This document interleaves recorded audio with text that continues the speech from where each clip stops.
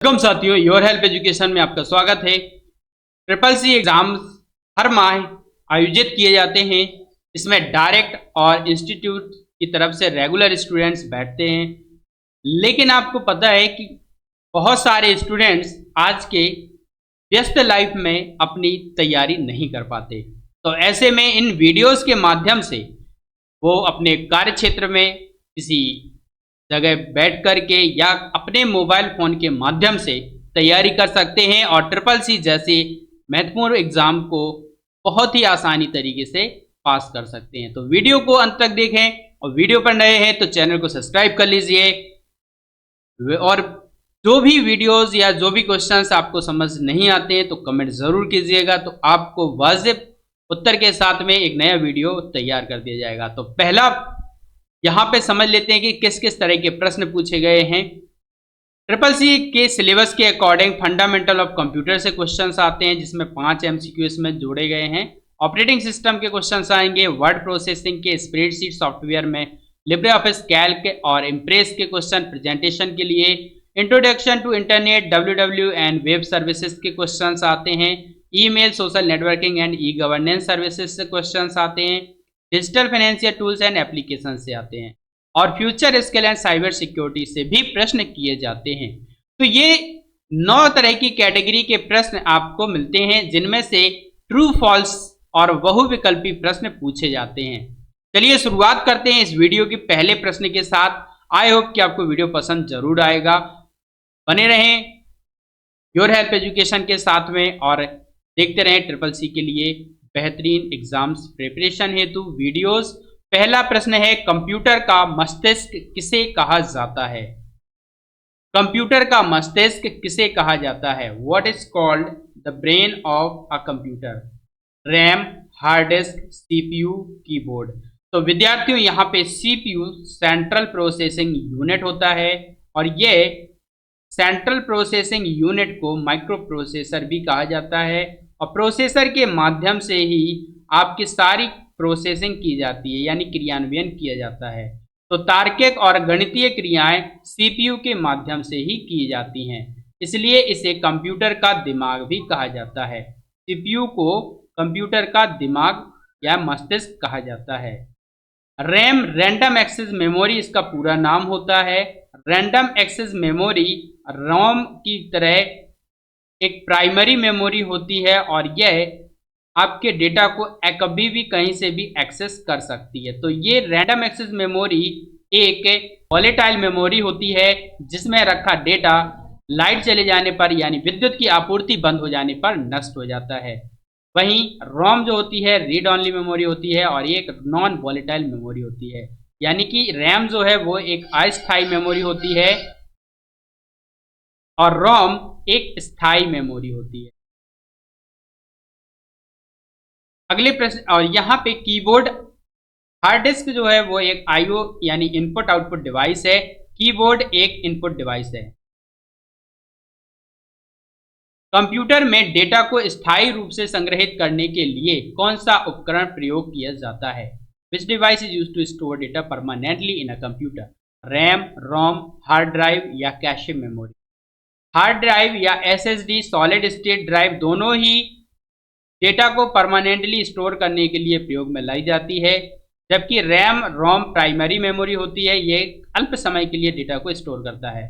दूसरा यहाँ पे रोम होता है रीड ऑनली मेमोरी, जिसमें डेटा मैन्युफैक्चरर द्वारा तैयार करके स्टोर किया जाता है प्रोग्राम के रूप में। ये भी एक परमानेंट मेमोरी होती है, इसका डेटा आप नष्ट नहीं कर सकते। तो यहाँ पे आपको ध्यान रखना है कि हार्ड ड्राइव में डेटा आप चाहें तो डिलीट या ट्रैश कर सकते हैं या इसे फॉर्मेट कर सकते हैं, बट रैम जो होता है, रोम यानी रीड ऑनली मेमोरी में जो डेटा होता है वो आपका स्थायी होता है, इसको आप आसानी से डिलीट नहीं कर सकते। तो यहाँ पे जो रोम है वो एक परमानेंटली मेमोरी होती है। Which device is used to store data permanently in a computer? तो यहाँ पे रोम इसका सही विकल्प होगा। तार्किक रूप से आंसर दीजिएगा यहाँ पे। और अगर आपसे मास स्टोरेज और डेटा परमानेंटली के लिए यूज किया जाता है तो हार्ड ड्राइव इसका उत्तर होगा। ठीक है, रैम एक अस्थायी मेमोरी होती है, इसमें डेटा अल्प समय के लिए स्टोर होता है और नष्ट हो जाता है। कैशे मेमोरी भी एक तरह से बफर मेमोरी होती है, जो कुछ समय के लिए ही डेटा को स्टोर करती है।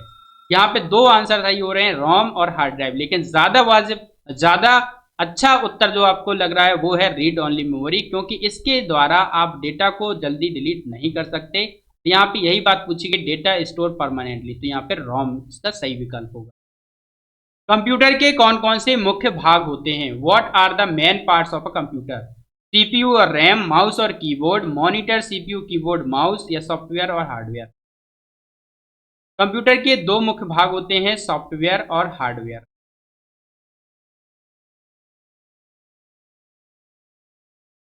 मॉनिटर, सीपीयू, कीबोर्ड, माउस, ये मॉनिटर हुआ, सीपीयू हुआ, कीबोर्ड, माउस, इनसे जुड़ करके एक पूरा कंप्यूटर सिस्टम तैयार होता है हार्डवेयर पार्ट्स के रूप में। और सॉफ्टवेयर और हार्डवेयर के अंतर्गत ये hardware, monitor, CPU, keyboard, mouse सभी सम्मिलित हो जाएंगे।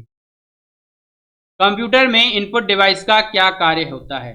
कंप्यूटर में इनपुट डिवाइस का क्या कार्य होता है? तो भाई इसके लिए इनपुट डिवाइस का उपयोग करते हैं डेटा यानी कि रॉ फैक्ट्स को या आंकड़ों को कंप्यूटर में प्रेषित करने के लिए, कंप्यूटर में इनपुट करने के लिए। तो यहाँ पे इनपुट डिवाइस का काम होता है डेटा देना यानी प्रोवाइड डेटा।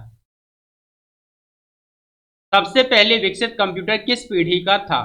सबसे पहले विकसित कंप्यूटर किस पीढ़ी का था? तो सबसे ज़्यादा पहले जो कंप्यूटर विकसित कंप्यूटर था जिसे पर्सनल कंप्यूटर के रूप में प्रयोग किया जाने लगा, वह था थर्ड जनरेशन यानी तीसरी पीढ़ी, जिसमें आईसी इंटीग्रेटेड सर्किट का उपयोग किया जाने लगा। ऑपरेटिंग सिस्टम का मुख्य कार्य क्या है? ऑपरेटिंग सिस्टम का मुख्य कार्य है हार्डवेयर और सॉफ्टवेयर के बीच इंटरफेस प्रदान करना। निम्नलिखित में से कौन सा ऑपरेटिंग सिस्टम नहीं है? तो इनमें से कौन सा ऑपरेटिंग सिस्टम नहीं है? Windows, Linux, MS word, Ubuntu. Windows, Linux और उबुंटू तीनों ही ओएस हैं, ऑपरेटिंग सिस्टम है, जबकि एमएस वर्ड एक वर्ड प्रोसेसिंग सॉफ्टवेयर है। तो यहाँ पे एमएस वर्ड सही विकल्प होगा। विंडोज में फाइल और फोल्डर को देखने के लिए किस टूल का उपयोग किया जाता है? जब आप विंडोज में फाइल और फोल्डर को देखना होता है तो आपको फाइल एक्सप्लोरर को ओपन करना होता है। ये देखिए, ये जो ऑप्शन आइकन बना हुआ है यहाँ टास्क बार में, ये फाइल एक्सप्लोरर। लिनक्स क्या है? लिनक्स एक ओपन सोर्स ऑपरेटिंग सिस्टम है। क्या है लिनक्स? एक ओपन सोर्स ऑपरेटिंग सिस्टम है।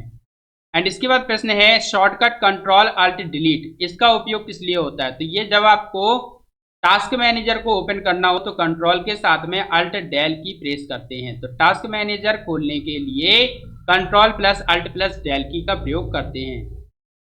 विंडोज का GUI आधारित ऑपरेटिंग सिस्टम किस पीढ़ी में प्रचलित हुआ? दूसरी पीढ़ी, तीसरी, चौथी, पांचवी? तो ये चौथी पीढ़ी में Windows OS become popular.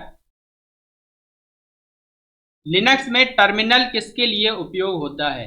Linux में जो टर्मिनल होता है वो किस लिए उपयोग में किया जाता है? कमांड देने के लिए, फोटो एडिट, डॉक्यूमेंट टाइप करने, या गेम खेलने के लिए?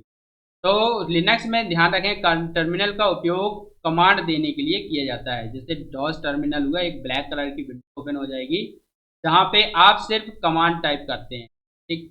तो कमांड टाइप करने के लिए टर्मिनल का उपयोग करते हैं। विंडोज ओएस में रिसाइकिल बिन का क्या कार्य होता है? ऑपरेटिंग सिस्टम विंडोज में रिसाइकिल बिन का कार्य होता है डिलीटेड फाइल को संग्रहित करना, डिलीटेड फाइल को संग्रहित करना। लिनक्स का कर्नेल किस प्रकार का है? लिनक्स का कर्नेल मोनोलिथिक कर्नेल है। इस तरह का है, मोनोलिथिक कर्नेल। विंडोज में एकाधिक कार्य एक साथ करने की क्षमता को क्या कहते हैं? अगर एक साथ कार्य करने की क्षमता है तो उसको मल्टीटास्किंग कहा जाता है। एक साथ वो कई कार्य कर सकता है।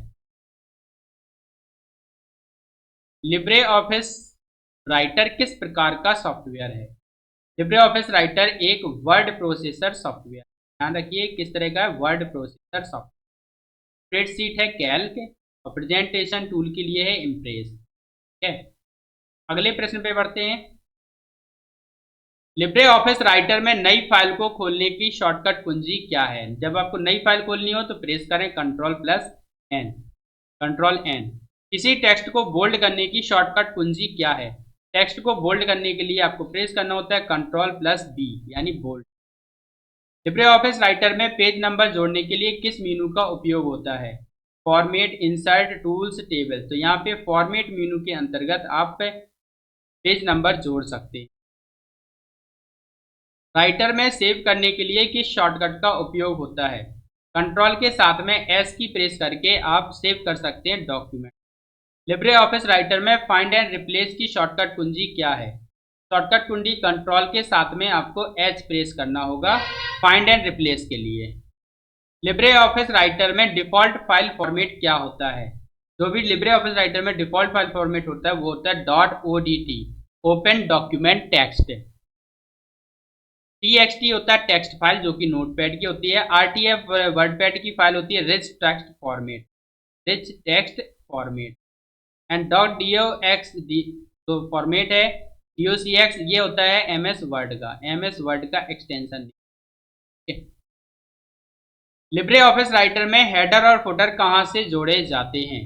व्यू मेनू, टूल्स मेनू, फॉर्मेट मेनू, इंसर्ट मेनू। तो ये आपको इंसर्ट मेनू से जोड़े जाते हैं, इंसर्ट, हेडर एंड फुटर। और फॉर्मेट पे जाकर के आप उसमें कुछ परिवर्तन भी कर सकते हैं। टेक्स्ट को इटैलिक करने की शॉर्टकट कुंजी क्या है? टेक्स्ट को इटैलिक करने के लिए कंट्रोल के साथ में आई प्रेस करना होता है। लिब्रे ऑफिस राइटर में जस्टिफाई अलाइनमेंट किसके लिए उपयोग होता है? Justify alignment use for writer, text को दाएं साइड में करने के लिए, केंद्र में करने के लिए, बराबर रूप में फैलाने के लिए बाएं। तो यहाँ पे टेक्स्ट को बराबर रूप में फैलाने के लिए स्प्रेड टेक्स्ट इवनली का सही विकल्प है। लिब्रे ऑफिस राइटर में थीसर्स का प्रयोग किसके लिए किया जाता है? थीसर्स यानी खजाने टाइप में। तो समानार्थी शब्दों के सुझाव के लिए, सिनोनिम सजेशंस के लिए लिब्रे ऑफिस राइटर में थीसर्स का प्रयोग किया जाता है। लिब्रे ऑफिस राइटर में टेबल जोड़ने के लिए कौन सा विकल्प है? Tools, insert table, view, format. तो इंसर्ट टेबल पे क्लिक करके आप टेबल जोड़ सकते हैं। राइटर में फुटर किस क्षेत्र में दिखता है? पेज के शीर्ष, बीच में, नीचे या साइड में? पेज के निचले हिस्से पे फुटर पार्ट दिखाई देता है। लिब्रे ऑफिस राइटर में फॉन्ट स्टाइल बदलने का विकल्प किस मेनू में होता है? Insert, tools, format, table. तो जी फॉन्ट स्टाइल को बदलने के लिए फॉर्मेट मेनू में विकल्प मिलेगा। राइटर में वर्तनी जांच स्पेल चेक के लिए शॉर्टकट कुंजी क्या है? आपको ग्रामर एंड स्पेलिंग के लिए F7 की प्रेस करना होता है और एडिट करने के लिए F2। लिब्रे ऑफिस कैल्क किस प्रकार का सॉफ्टवेयर है? लिब्रे ऑफिस कैल्क एक प्रकार का स्प्रेडशीट सॉफ्टवेयर है। इस तरह का सॉफ्टवेयर है स्प्रेडशीट सॉफ्टवेयर। कैल्क में कॉलम हेडिंग क्या होती है? कैल्क में ABCD के रूप में होते हैं कॉलम हेडिंग और 1 2 3 के रूप में होता है रो हेडिंग। कैल्क में किसी सेल को एक्टिव करने के लिए क्या करना होता है? जस्ट आपको एंटर दबाना है या फिर उस पर क्लिक कर देना। How do you activate a cell in Calc? यहाँ पे एंटर दबा सकते हैं ओके करने के लिए, नीचे लाने के लिए, और क्लिक कर सकते हैं। आप क्लिक करना होगा, सिंगल क्लिक करके आप उस पर एक्टिवेट कर सकते हैं। लिब्रे ऑफिस कैल्क में फॉर्मूला किस प्रतीक से शुरू होता है? लिब्रे ऑफिस कैल्क में शुरू होता है इक्वल साइन के द्वारा। हर फॉर्मूला फंक्शन से पहले इक्वल साइन देना होता है। सम फंक्शन का उपयोग किस लिए किया जाता है? तो इसका उपयोग करते हैं जोड़ने के लिए, to add numbers. Libre Office Calc में अधिकतम वैल्यू निकालने के लिए कौन सा फंक्शन है? आप मैक्स फंक्शन के द्वारा निकाल सकते हैं अधिकतम वैल्यू। लिब्रे ऑफिस कैल्क में सेल का पता क्या कहलाता है? तो इसे सेल के पते को रेफरेंस कहा जाता है। किसी सेल का पता उसका रेफरेंस होता है। A1 B2 किस प्रकार का सेल रेफरेंस है? इस तरह का ये एक रेंज का सेल एड्रेस है A1 से B2 तक। लिब्रे ऑफिस कैल्क में किसी सेल में टेक्स्ट को जोड़ने के लिए कौन सा प्रतीक प्रयोग होता है? अगर कोई टेक्स्ट आपको ऐड करना है तो कॉनकैटिनेट फंक्शन या फिर एम्परसेंड सिंबल का उपयोग किया जाता है। लिब्रे ऑफिस कैल्क में चार्ट बनाने के लिए कौन सा मेनू होता है? तो इंसर्ट पे जाइए और चार्ट पे क्लिक कर दीजिए। एक वर्कबुक में कितनी शीट हो सकती है? How many sheets can be in one workbook? एक वर्कबुक में अधिकतम असीमित सीट हो सकती हैं।